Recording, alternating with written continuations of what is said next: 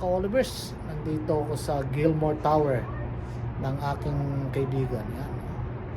Nasa 28th floor ako, ganyan kaganda rito sa gabi, lalo na siguro sa araw.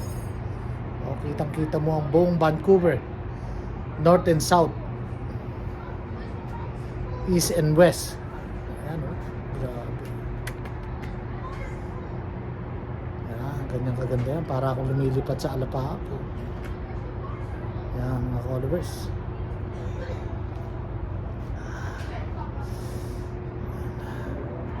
Mga 1.2 million lang naman ang halaga nitong condo nito.